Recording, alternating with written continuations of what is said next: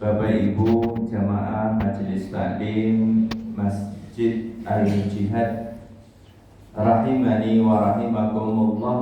Pertama, marilah kita panjatkan puja puji syukur kehadirat Allah Subhanahu wa taala atas segala limpahan nikmat yang Allah karuniakan kepada kita.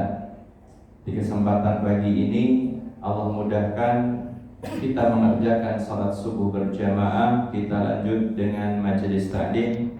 Semoga Allah Ta'ala limpahkan berkah untuk kita semuanya. Allah tambahkan ilmu yang bermanfaat. Amin ya rabbal alamin. Salawat beriringan salam semoga senantiasa terlimpah tercurah bagi panutan kita Nabi besar Muhammad sallallahu alaihi wasallam, keluarganya, para sahabatnya, beserta umatnya yang setia hingga akhir zaman. Kaum muslimin muslimah, Bapak Ibu sekalian rahimani wa rahimakumullah, seperti sudah diinformasikan, kita bahas di kesempatan pagi ini sebuah judul, berlemah lembutlah. Agama Islam ini adalah agama yang menebarkan kasih sayang. Nabi kita Muhammad sallallahu alaihi wasallam dikenal dengan Nabiyur Rahmah, Nabi kasih sayang. Diutus oleh Allah untuk menyampaikan cinta. Diutus oleh Allah untuk menebar kasih sayang.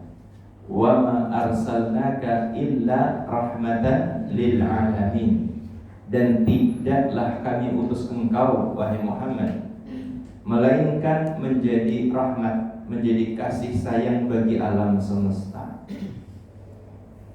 Jadi kita perlu menumbuhkan kembali pemahaman ini. Jangan sampai Islam yang merupakan kasih sayang dari Allah kemudian menjadi muncul gambaran ketika dengar Islam itu keras. Ketika mendengar Islam itu kita dapati teroris dan lain sebagainya.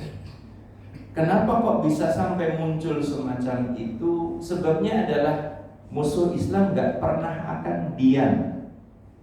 Musuh Islam itu akan terus berusaha mencoreng agama Islam, nilai-nilai Islam, sehingga mereka terus berada di atas kesesatannya. Mereka orang-orang kafir mengupayakan bagaimana Islam yang begitu indah ini kemudian dicoreng, sehingga apa? Pengikut mereka enggak gabung ke kita. Ditambah lagi oleh sebagian kaum muslimin yang tidak mengerti prinsip dasar daripada dakwah Islam ini. Yang mereka memahami Islam itu dengan apa? Parsial sebagiannya, membaca sebagian ayat, membaca sebagian hadis, kemudian mereka praktekkan di kehidupan mereka. Keras, gak kenal kompromi. Na'udzubillahi min dzalik. Kita berlindung kepada Allah dari hal yang semacam itu. Kita akan kaji sebuah hadis di kesempatan pagi ini. Hadis yang sangat istimewa, yang menunjukkan kepada kita tentang betapa indahnya ajaran Islam ini. Dalam sebuah hadis yang diriwayatkan oleh Imam Muslim, Nabi sallallahu alaihi wasallam bersabda, "Innallaha rafiqun yuhibbur rifqa." Sesungguhnya Allah Subhanahu wa taala Maha lemah lembut dan mencintai kelemah lembutan. Masya Allah. Allah Subhanahu wa ta'ala Maha lemah lembut dan Allah mencintai kelemah lembutan. Jangan sampai tergambar di dalam benak kita yang ada Allah itu siksanya keras. Karena sebagian orang itu begitu takut ketika harus berpisah dari dunia, nanti ketemu siksa Allah gitu. Padahal Allah Subhanahu wa ta'ala itu Maha lemah lembut.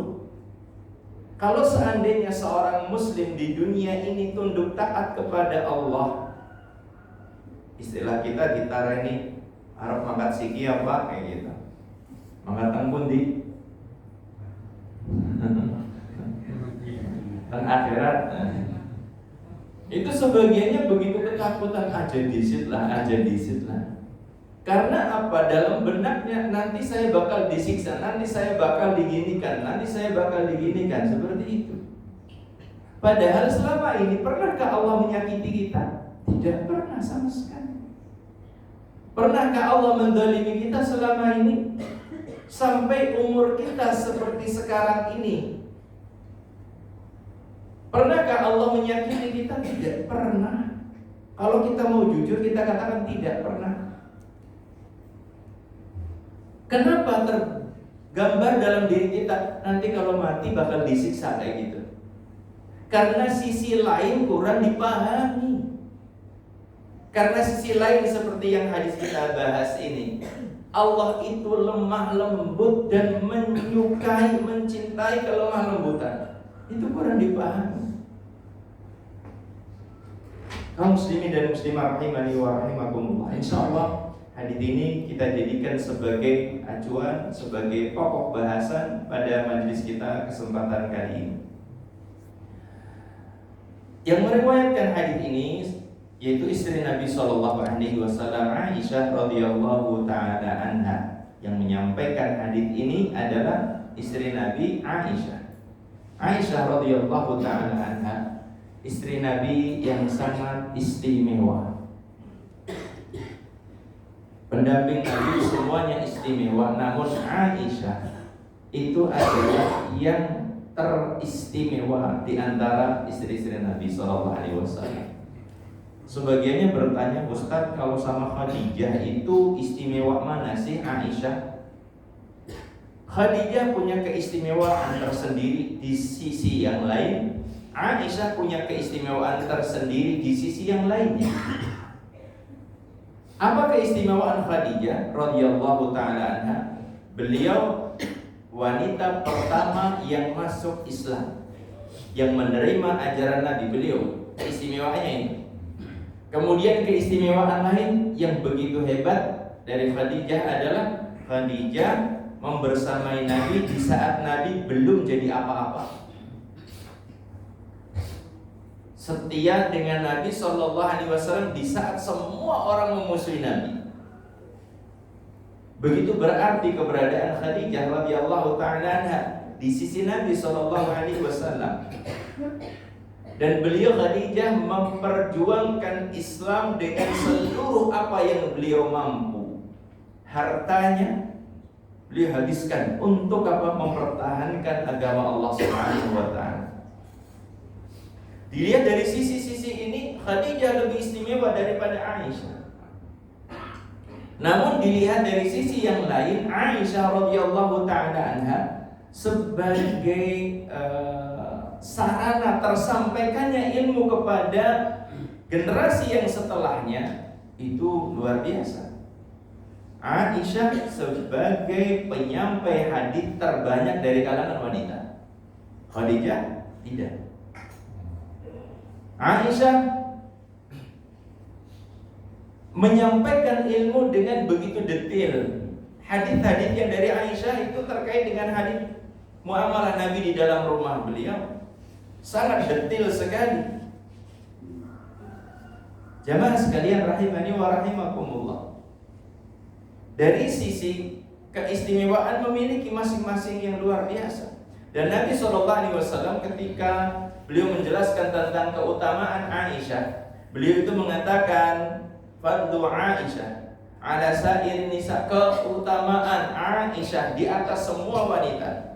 Kafadli al-tharid ala sa'ir ta'am, seperti keutamaan tharid. Tharid itu makanan, bubur yang di sana kalau kita mungkin ya toppingnya itu pakai daging.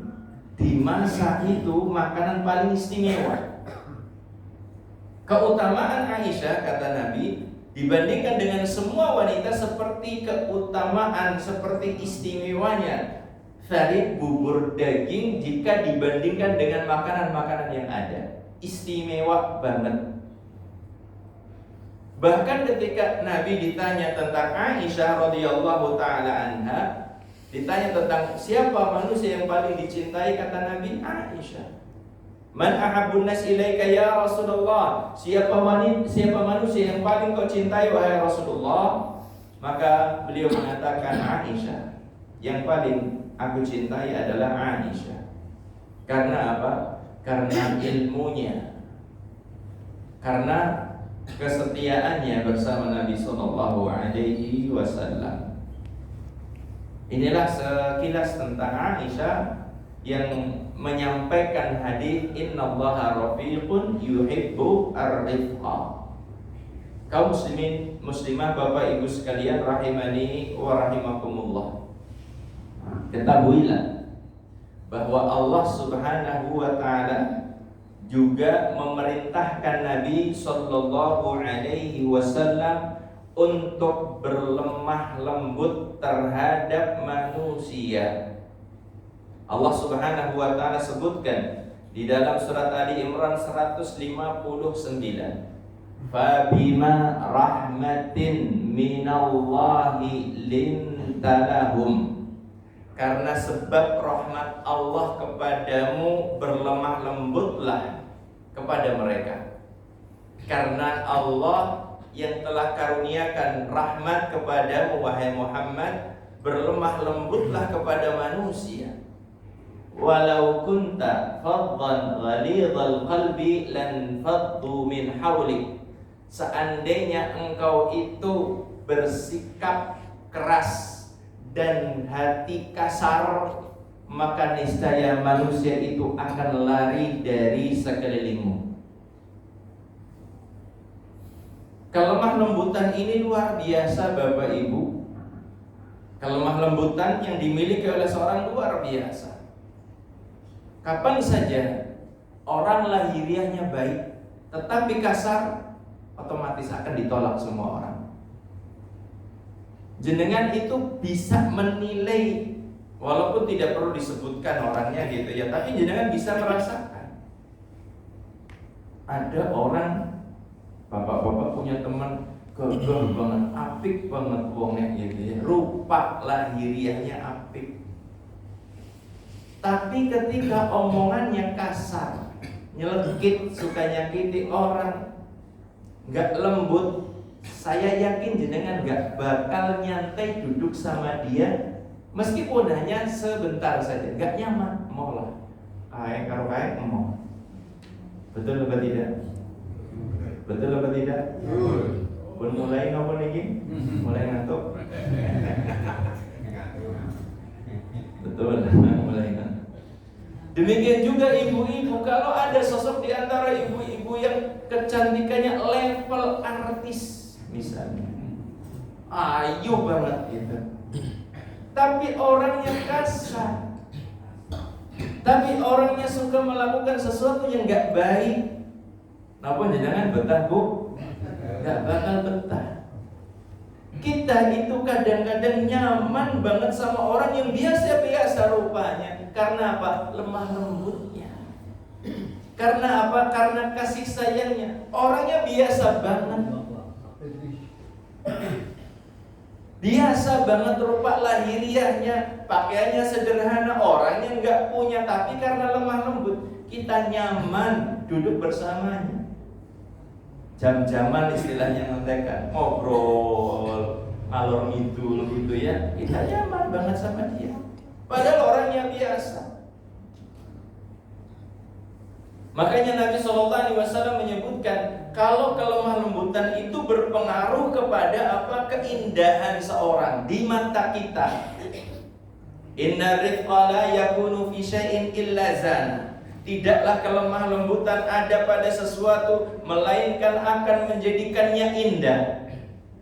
Orang-orang yang biasa tadi di hadapan kita biasa tadi itu, ternyata karena kelemah lembutannya kita nyaman bareng sama dia, pergi sama dia enak, ngobrol sama dia enak, biasa-biasa, tetapi kita nyaman bersamanya. Wala yunza'u an syai'in illa syana. Dan tidaklah kelemah lembutan itu dicabut dari sesuatu, dari seseorang, illa syana, melainkan akan menjadikan buruk. Seperti yang tadi saya gambarkan, orangnya ganteng, gede dhuwur, masya Allah, rupanya luar biasa. Udaranya Banyumas kayak gitu, gede dhuwur, gagah dan lain sebagainya, tapi kita nggak nyaman karena nggak ada kelemah lembutan. Mbak Kayu nih Banyumas kan biasanya ada festival apa ya? Kang Mas Mbak Yu itu ya, sing Kang Mas, kakak Mbak Yu, sing waktu akhirnya level Banyumas lah diakui orang-orang Banyumas. Tapi kita nggak nyaman duduk sama dia. Karena apa? Karena kehilangan kelemah lembutan. Maka kita tertuntut Bapak Ibu untuk menunjukkan kelemah lembutan kita, agar yang paling utama pasangan kita itu nyaman sama kita. Kita akui diri kita itu nggak ada ketampanan, nggak ada kegantengan, nggak ada kecantikan, levelnya artis. Jangankan artis, level Banyumas belum diakui. Bagaimana pasangan kita biar nyaman sama kita? Berlemah lembutlah kepada pasangan kita. Maksimalkan itu. Nanti kita akan singgung lagi terkait dengan masalah ini. Ayat yang tadi kita sebutkan menunjukkan bahwasanya Nabi Shallallahu Alaihi Wasallam diperintah oleh Allah untuk berlemah lembut ketika tinggal di Mekah, untuk berlemah lembut di antara mereka, untuk mengedepankan kelemah lembutan dan meninggalkan sifat kasar, agar apa? Penduduk Mekah mau menerima. Namun Allah Subhanahu wa taala uji Nabi Muhammad sallallahu alaihi wasallam setelah beliau berhias diri dengan kelemah lembutan, dengan kejujuran, dengan amanah, ternyata dakwahnya juga tetap ditolak sebagai ujian dari Allah Subhanahu wa taala. Padahal Allah memberikan ujian kepada Nabi, wa innaka la'ala khuluqin 'adzim. Sesungguhnya engkau wahai Muhammad berada pada budi pekerti yang agung, yang luhur. Itu Nabi kita sallallahu alaihi wasallam. Namun ternyata tetap saja ditolak sebagai ujian dari Allah Subhanahu wa taala. Bapak Ibu sekalian rahimani wa rahimakumullah. Kita akan sebutkan beberapa contoh kelemah lembutan Nabi kita Muhammad sallallahu alaihi wasallam. Yang pertama, kelemah lembutan Nabi kepada anak-anak kecil. Jangan mentang-mentang kita itu sudah dewasa atau bahkan tua, kemudian kita malah kasar sama anak kecil, nggak boleh. Nabi Shallallahu Alaihi Wasallam ketika beliau sudah jadi mbah kakung, Nabi itu kan jadi mbah kakung, punya cucu namanya Al Hasan. Beliau Shallallahu Alaihi Wasallam itu sangat sayang, sangat cinta kepada sang cucu. Diriwayatkan ketika itu Nabi Shallallahu Alaihi Wasallam sedang mencium, kalau mungkin kita ya gambarannya lagi gembesin putune gitu ya, putune digendong, diwel-wel sama jenengan, putu lagi lucu-lucune kayak gitu loh, digendong, disayang, dicium kanan kiri, bocah wis ngantekan budi ora karo-karuan, jenengan cekel kenceng, seneng banget yang duwe putu kok. Jenengan pun yang sudah punya cucu itu kan akan seperti itu, senang banget, bangga banget, kakung, gendong uti dan lain sebagainya, seperti itu. Gambarannya pas lagi kayak gitu, kemudian ada seorang sahabat dari kalangan Badui, sahabat Nabi tapi dari kalangan Badui, yang namanya adalah Al-Aqra bin Habis. Al-Aqra bin Habis. Al-Aqra bin Habis ketika melihat Kanjeng Nabi sallallahu alaihi wasallam menciumi cucunya yaitu Al-Hasan bin Ali, beliau komentar, "Inna li asratun minal aulad, asratan minal aulad." Sesungguhnya aku punya 10 anak. Kata Aqra bin Habis, aku punya 10 anak. Ma qabbaltu ahadan minhum. Aku aku tidak pernah mencium satu pun di antara mereka. Orang ini melihat Nabi itu kaget. Orang ini melihat Nabi itu kayaknya, kalau laki-laki di kalangan bangsa Arab gak kayak gitu, gak kayak Nabi Muhammad, maksudnya kayak gitu. Kok bisa laki-laki sosok pembesar kemudian gendong anak, ngunyel-ngunyel anak kayak gitu? Ngunyel-ngunyel istilahnya bener apa? Nguwal-nguwal apa?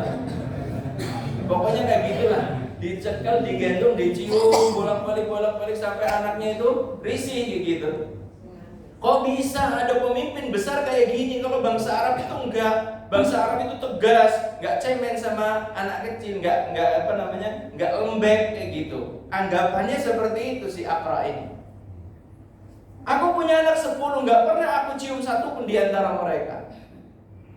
Karena di kalangan orang-orang Arab itu memang ya jarang yang namanya laki-laki gendong anak, yang namanya laki-laki ndulangi bocah cilik itu jarang banget. Orang Arab itu seperti itu. Dulu ketika pertama kali saya dapat tamu dari Timur Tengah, beliau itu berkeliling beberapa pondok pesantren, minta ke saya untuk dicarikan beberapa pesantren untuk disinggahi, sehingga 1 pesantren, 2 pesantren, 3 pesantren. Kemudian di antara yang beliau perhatikan adalah Indonesia ini luar biasa banget ya.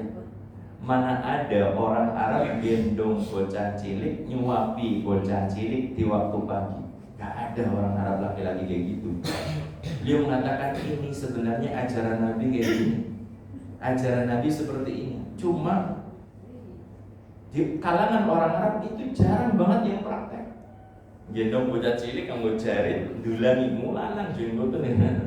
Tapi itu subhanallah dikomentari positif oleh syekh tersebut. Luar biasa, ini istimewa banget ini. Maka ketika si sahabat tadi mengomentari Nabi, aku punya 10 anak gak pernah nyium satu pun di antara mereka, kata Nabi apa komentarnya? Untuk meluruskan pemahaman bahwa Islam gak seperti itu, beliau mengatakan, man la yarham la yurham. Siapa yang tidak menyayangi tidak akan disayangi. Siapa yang tidak menyayangi tidak akan disayangi. Tidak disayangi oleh manusia di sekitarnya dan tidak disayangi oleh Allah Subhanahu wa ta'ala.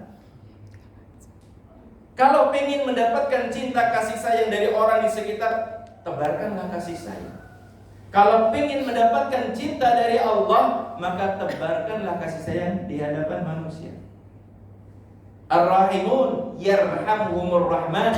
Orang-orang yang menebarkan kasih sayang itu bakal disayangi oleh Allah, Zat yang Maha Rahman. Itulah yang harus kita pahami. Ketika kita menebarkan kasih sayang, kelemah lembutan, Allah Ta'ala akan menyayangi kita. Ini yang pertama, Nabi SAW kepada cucu begitu lembut, begitu sayang. Dan kita akan dapati sedemikian banyak muamalah Nabi dalam hadis-hadis ini, muamalah Nabi dengan anak-anak kecil. Ada yang budak perempuan masih kecil, belum dewasa, gandeng tangan Nabi. Nabi ngikuti aja, nurut aja, dibawa kemana.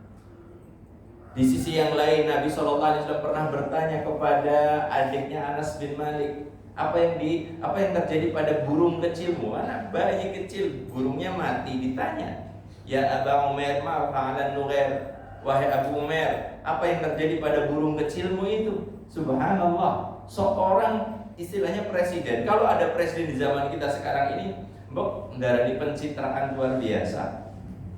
Sama semuanya ditebarkan kasih sayang, masya Allah. Itulah Nabi kita Muhammad Sallallahu Alaihi Wasallam. Di antaranya beliau lemah lembut sekali kepada anak-anak kecil. Kemudian contoh yang selanjutnya, kelemah lembutan Nabi Sallallahu Alaihi Wasallam kepada orang yang berbuat salah. Ada orang berbuat salah, Nabi Sallallahu Alaihi Wasallam tetap lemah lembut kepadanya. Salah satu kisah yang sangat masyhur adalah Ja'a a'rabiyyu fi fabala fi ta'ifatil masjid. Datang seorang Arab Badui, kemudian dia kencing di pojokan masjid. Orang Arab Badui itu orang Arab yang udik urakan kayak gitu. Orang Arab yang istilahnya kurang terdidik. Sampai zaman kita sekarang ini orang Arab Badui ya kayak gitu modelnya. Orang Arab pedalaman, kampung jauh banget kayak gitu. Itu masih seperti itu modelnya. Ketemu sama orang ya dideleng kang dhuwur tekan iso bolak-balik. Itu ya cuek aja gitu. Saya ketemu dengan banyak di antara mereka, kalau ketemu ya kayak gumunnya luar biasa. Ada orang seperti ini mungkin kayak gitu melihatnya kok beda dengan kita gitu ya, dilihat dari atas sampai bawah, wajahnya dilihatin semuanya muter. Kalau ngeliatin modelnya seperti itu, dan orangnya tipikalnya kasar. Secara kalau kedermawanan luar biasa mereka, cuma mereka kurang terdidik saja kayak gitu. Jamaah sekalian rahimani wa rahimakumullah. Orang Badui di zaman Nabi datang ke masjidnya Nabi, kemudian kencing di pojokan masjid. Fabala fi ta'ifatil masjid fazajarahun nas. Di saat itu dihardik, dimarahi oleh para sahabat. Fanahahumun Nabi sallallahu alaihi wasallam. Nabi sallallahu alaihi wasallam melarang mereka, jangan lakukan itu. La tusrimu, la taqta'u baulahu. Jangan putus, dia lagi kencing gitu kata Nabi. Nabi nggak marah ada orang datang ke masjid dikencingi masjidnya. Kalau zaman kita sekarang ini takmir mbok ngamuk.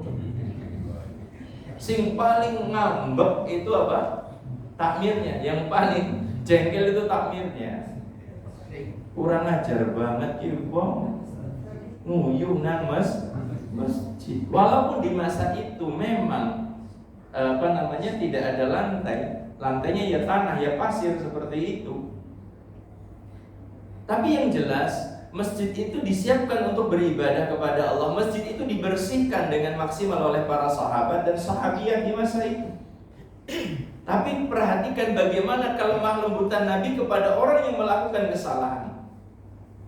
Biarkan dia, jangan diputus kencingnya, kata Nabi Sallallahu Alaihi Wasallam. Kemudian Nabi memerintahkan para sahabat untuk membawa seember air, kemudian untuk disiramkan ke bekas najisnya tersebut. Karena kalau tanah itu cara mensucikannya cukup disiram, nanti kan otomatis kencingnya itu rembes ke bawah kayak gitu. Cukup untuk disiramkan. Kecuali kalau di atasnya ada bekas, nanti kalau kotoran kayak gitu ya maka harus dibuang. Kalau ditutup dengan tanah yang lain diuruk seperti itu. Jamaah sekalian, kaum muslimin muslimah rahimani wa rahimakumullah. Demikianlah Nabi sallallahu alaihi wasallam dalam kelemah lembutan, tidak menghardik. Orang pengertian banget ya, keselek yang apa kayak kaca batir nang kene, malah kok nguyuh nang kene gitu. Enggak mengatakan seperti itu. Tetapi Nabi sallallahu alaihi wasallam dengan penuh kelemah lembutan, beliau memerintahkan untuk dibersihkan. Kemudian selanjutnya, yang ketiga, di antara kelemah lembutan Nabi Sallallahu Alaihi Wasallam adalah kelemah lembutan dalam berdakwah kepada non Muslim. Lemah lembutnya Nabi Sallallahu Alaihi Wasallam dalam mendakwahi orang-orang non Muslim, didakwai dengan lemah lembut. Lihat bagaimana ungkapan Nabi Sallallahu Alaihi Wasallam di dalam hadis yang kisahnya dakwah Nabi kepada Hercules atau Heraklius. Nabi Shallallahu Alaihi Wasallam beliau itu memerintahkan kepada penulis karena Nabi kan tidak menulis. Beliau memerintahkan kepada sekretarisnya. Beliau katakan, "Uktub Bismillah." Tuliskanlah Bismillahirrahmanirrahim min Muhammad Sallallahu Alaihi Wasallam ila Herakl Adimir Rum. Dari Muhammad Sallallahu Alaihi Wasallam kepada Heraklius, pembesar, penguasa negeri Romawi. Apa yang dikatakan oleh Nabi? Lemah lembut. Beliau tidak menebarkan ancaman. Aslim, tuslam, masuk Islamlah kamu akan selamat. Aslim taslam, masuklah ke dalam Islam, kamu akan selamat. Begitu indah, begitu lemah lembut ajakan Nabi Sallallahu Alaihi Wasallam. Masuklah Islam, engkau akan selamat. Allah akan beri pahala 2 kali lipat kepadamu. Karena kelemah lembutan inilah, maka Heraklius sebenarnya itu kan sudah menerima Islam, kemudian berusaha untuk menyampaikan kepada punggawa-punggawanya, namun ditolak. Akhirnya Heraklius mati dalam keadaan belum menerima Islam. Menerima Islam secara batin tapi tidak melafazkan la ilaha illallah. Jamaah sekalian kaum muslimin dan muslimah rahimani wa rahimakumullah. Inilah kelemah lembutan beliau sallallahu alaihi wasallam di dalam mendakwahkan Islam. Beliau tidak menebarkan ancaman, tetapi beliau malah menganjurkan untuk masuk Islam. Kamu akan mendapatkan keselamatan, kamu akan mendapatkan pahala 2 kali lipat. Kita lanjutkan. Yang keempat di antara bentuk kelemah lembutan Nabi Shallallahu Alaihi Wasallam adalah kelemah lembutan Nabi terhadap istri beliau. Nabi Shallallahu Alaihi Wasallam begitu lemah lembut kepada istri beliau, kasih sayangnya luar biasa. Tercermin dalam sabda Nabi Shallallahu Alaihi Wasallam, khairukum li ahlihi. Sebaik-baik kalian adalah yang paling baik kepada istrinya. Wa ana khairukum li ahli, dan aku adalah yang paling baik terhadap keluargaku, terhadap istriku. Bapak Ibu sekalian rahimani wa rahimakumullah. Nabi sallallahu alaihi wasallam seorang pemimpin negara di masa itu. Gambarannya seorang raja, seorang presiden di masa sekarang ini. Namun ternyata beliau sallallahu alaihi wasallam bukanlah orang yang tersibukkan di luar tanpa ngerti dalam rumah seperti apa. Ternyata Nabi sallallahu alaihi wasallam adalah sosok yang luar biasa. Di luar rumah gak kurang-kurang kehebatan, kekuatan beliau, kewibawaan beliau di luar rumah luar biasa. Kebayang jamaah, Nabi SAW itu ditolong oleh Allah, diantaranya itu musuh sebulan sebelum pertempuran, sebulan sebelum perjalanan, musuh itu sudah kalang kabut. Kata Nabi SAW, nusirtu birrabbi masirata syahrin. Aku ditolong oleh Allah, musuh-musuh itu ditimpakan rasa takut kepada mereka sebulan sebelum perjalanan. Sudah ketar-ketir ketika mau berhadapan dengan Nabi SAW. Maka beliau itu sangat berwibawa. Namun ternyata ketika pulang ke rumah ya jadi suami kayak gitu. Enggak semua pekerjaan itu dibebankan kepada istrinya, kepada asistennya, kepada rewangnya gitu. Nabi punya rewang seperti Anas bin Malik dan segala sahabat-sahabat yang lain. Istri Nabi juga punya rewang. Tetapi ternyata Nabi SAW terkadang menyempatkan diri untuk ngopeni pekerjaan di dalam rumah. Yang kita misalnya para bapak ini, yang misalnya jenengan itu kepala dinas, kepala sekolah, jenengan apalagi di luar sana atau komandan korem, atau jadi kapolres, kapolsek dan lain sebagainya. Jangan sampai kemudian mentang-mentang wah aku atasan nang kalau masakan rumah kon jadi nyuci kelambi, kon nyuci piring, kon ngepel. Apa kata dunia? Hilang kewibawaanku? Enggak sama sekali enggak hilang.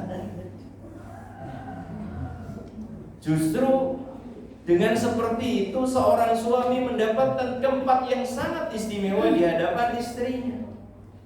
Akan semakin diistimewakan. Subhanallah, suamiku walaupun dia luar biasa capeknya di luar sana, tapi pas pulang kok sempet-sempetnya nyuci baju, kok sempet-sempetnya ngepel. Itu istimewa banget di hadapan istri. Namun bukan berarti semua pekerjaan kemudian istrinya teman kering lah kayak gue pak. Bukan seperti itu. Kadang-kadang kalah-kalah kayak gitu ya. Karena sebenarnya istri itu ya tidak punya tugas atau tanggung jawab untuk ngurusi pekerjaan rumah semuanya. Apakah ada ketentuan istri harus nyuci, harus masak, harus ini pekerjaan rumah semuanya? Kan tidak. Cuma istri tugasnya satu, manut karo sing lanang. Nek sing lanang perintah nyuci ya nyuci. Kon masak ya masak. Tugasnya satu, manut karo sing pas sing lanang kepengen apa ya dituruti gitu. Bapak Ibu sekalian rahimani wa rahimakumullah. Lihatlah apa yang dikatakan oleh Aisyah radhiyallahu taala anha ketika ditanya, "Maka yasnamu Nabi sallallahu alaihi wasallam idza kana fi baitik?" Wahai Aisyah, apa yang dikerjakan oleh Nabi sallallahu alaihi wasallam ketika beliau berada di rumah panjenengan? Kata Aisyah, "Kana fi mihnati ahlihi." Nabi sallallahu alaihi wasallam mengerjakan pekerjaan istrinya. Apa diantara yang dicontohkan oleh Nabi? Dikatakan oleh Aisyah, yarfa'u dalwahu, Nabi sallallahu alaihi wasallam itu ngangsuh. Air di masa itu enggak seperti di masa kita. Air itu ya kudu golek. Kalau zaman kita kan tinggal ceklek sudah ngalir air. Masya Allah. Di masa itu harus ngangsuh, yarfa'u dalwahu, beliau ngangkat ember sendiri. Wa yaqitu thawbahu, dan Nabi SAW itu jahit dondomi baju yang robek sendiri. Seorang yang begitu hebat di luar rumah, tetapi pas di rumah sempet-sempetin jahit sendiri dondomi baju yang sobek.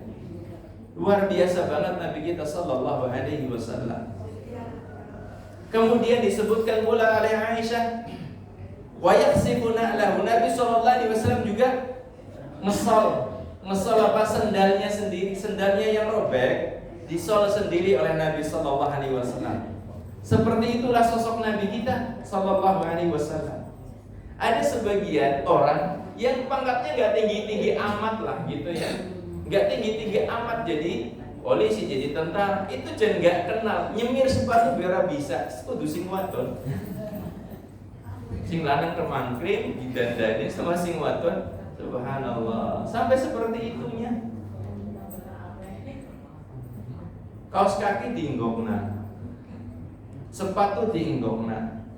Ternyata tapi ada rahasianya. Rahasianya apa? Karena sepatunya yang tinggi itu, sepatu yang PJR, berarti kan kalau dapat sesuatu diselesaikan ngono. Pas pulang disambutnya seperti itu sehingga istrinya itu menghormati banget sepatunya suami. Sing disambut sepatu nih pas pulang itu. Lesekannya kayak tengeriku. Astagfirullah. Ada yang ngomong teman seperti itu, teman polisi juga yang cerita seperti itu. Astagfirullah. Kaum muslimin muslimah rahimani wa rahimakumullah. Yang intinya apa? Para bapak, sesibuk apapun panjenengan, secapek apapun di luar rumah, sempatkan memperhatikan pekerjaan istri di rumah. Walaupun tidak saben dina, tapi itu cukup untuk menenteramkan hati istri panjenengan, untuk menumbuhkan kecintaan dari istri panjenengan, itu sudah cukup banget.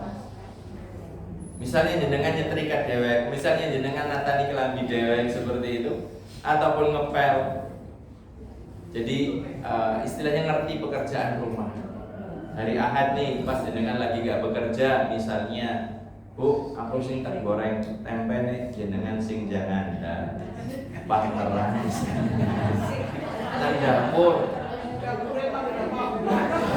Ya dapure mambrah-mambrah, ya kudu sing bareng sing jenengan sing rikat-rikat ora apa-apa, aku sing masak sih. Misalnya barengan seperti itu kan jadi indah.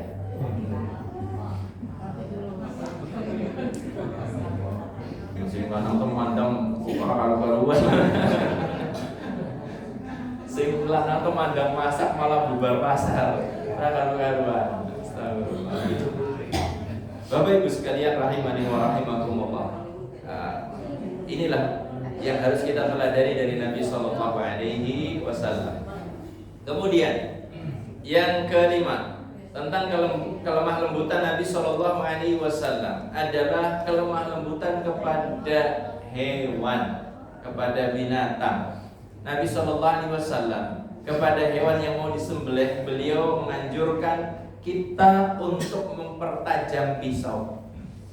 Idza dzabhtum fa ahsinul dzibha, kalau mau menyembelih perbaiklah caramu menyembelih. Wal yuhidda ahadukum safratahu wal yurih dzabihatahu, seorang hendaknya menajamkan pisaunya dan menjadikan hewannya itu nyaman. Ya, walaupun disembelih ya tetap nyaman karena tajam. Kan berbeda sekali ketika ada seorang nyembelih dengan pisau yang ketul ataupun kodol.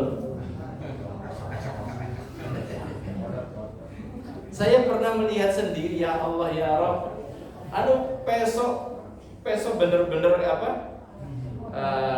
Istilah kodol apa ketul Pak? Sami mawon.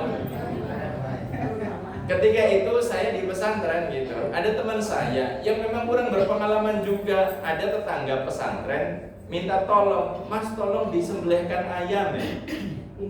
Si yang nggak pengalaman ini teman saya, kalau saya sudah bolak-balik nyembelih, cuma teman saya yang lari ke sana, dia nyembelih, dia nggak dicek dulu pisaunya kayak gitu.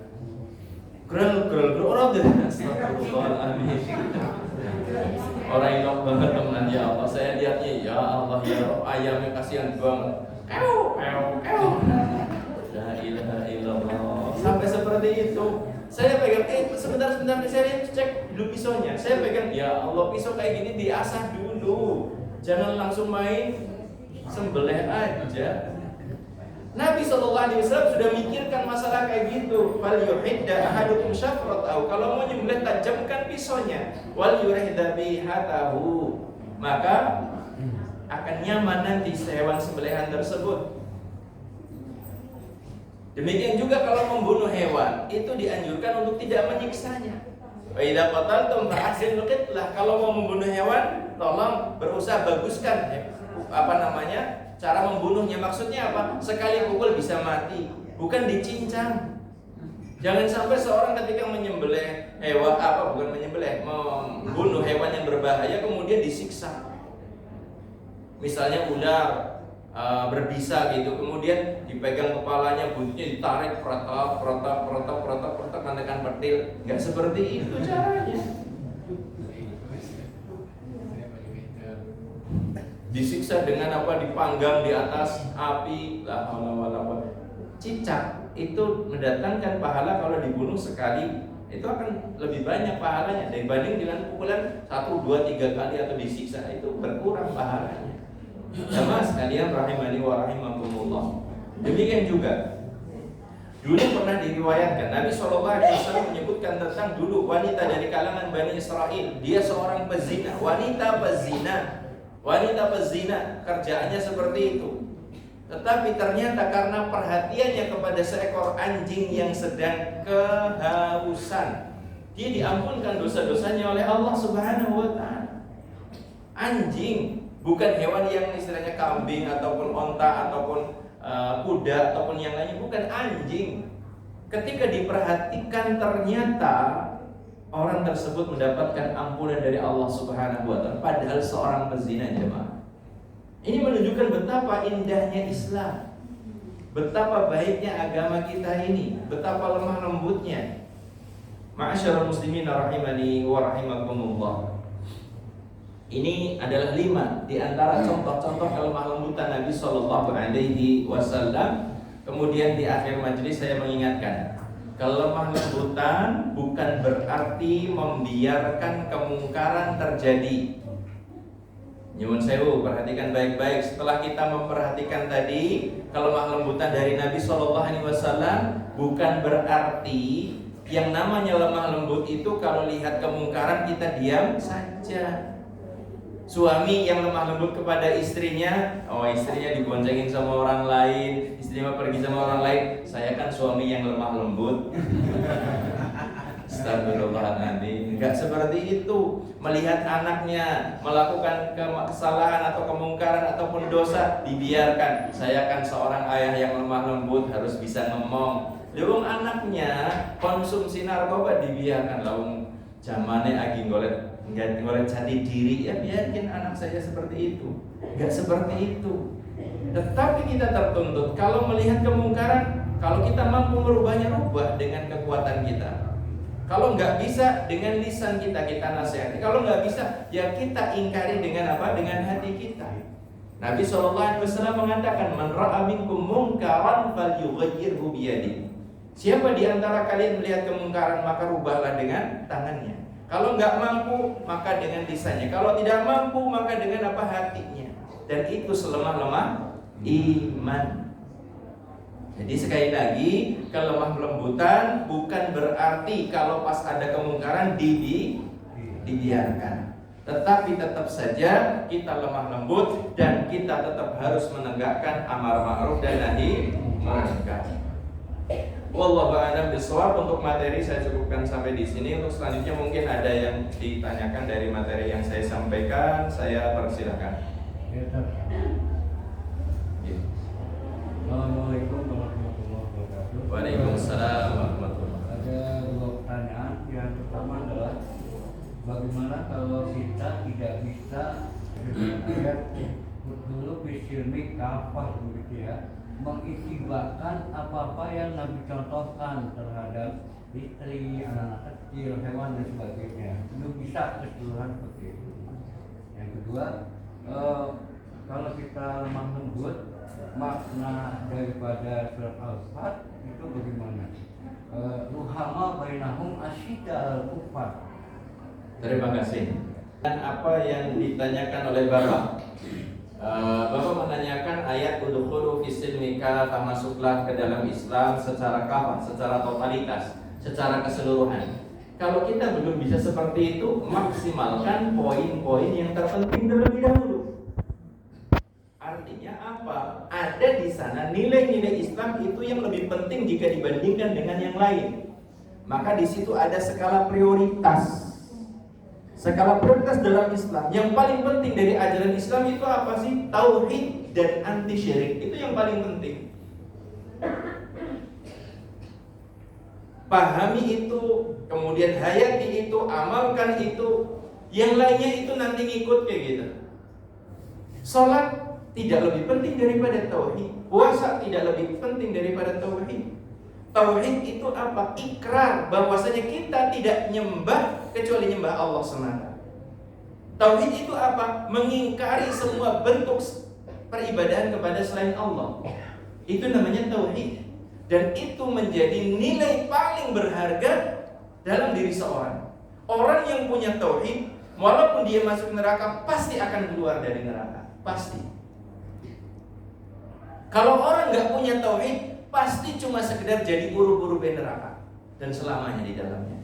Orang yang nggak punya tauhid dalam kehidupannya tidak mungkin akan merasakan surga sama sekali. Kita harus paham itu. Makanya di sini sangat penting sekali kita untuk mengedepankan belajar tentang akidah, tentang tauhid. Tujuannya apa? Karena tadi nilai kita di hadapan Allah itu dengan tauhid kita. Kalau kita nggak punya tauhid, sudah jadi bahan api neraka. Waquduhan nas wal hijarah. Bahan bakar api neraka itu dari apa? Manusia dan bebatuan manusia. Karena apa? Karena nggak memiliki tauhid. Ada orang-orang yang mereka sudah di neraka lama karena ada tauhid di dalam dirinya, dikeluarkan oleh Allah, diselamatkan. Ini yang pertama. Yang kedua tadi apa Pak? Ruhama bainahum. Asyidda'u 'alal kufar, ruhama bainahum. Manusia apa? Nabi SAW itu disifati oleh Allah asyidda'u 'alal kufar, keras terhadap orang-orang kafir. Keras terhadap orang-orang kafir itu secara prinsip. Ketika mereka menebarkan permusuhan, kita lawan. Tapi ketika hidup bersamaan di satu negara yang memang ada aturan undang-undang, perjanjian damai, maka tidak bisa kita terapkan. Ketemu dengan orang kafir di kita, kemudian kita keras, kita singkirkan mereka, kita habisi mereka, kan nggak bisa.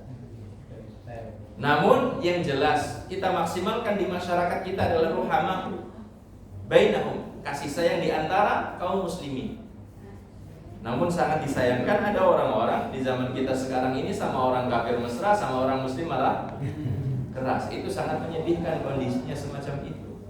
Semoga Allah Subhanahu wa taala memberikan taufik hidayah kepada kita semua. Amin. Cukup nggih? Sudah terbit ini waktu terbit. Ya, Pak. Terima kasih atas perhatiannya. Bahagia sekali pagi ini saya bisa di tengah dengan semuanya. Semoga Allah Subhanahu wa taala senantiasa memberikan taufik hidayah kepada kita semuanya. Semoga Allah istiqamahkan kita. Semoga Allah taala berkahi rezeki kita, berikan kesehatan pada fisik kita, dan juga Allah karuniakan husnul khatimah ya amin. Amin ya rabbal alamin.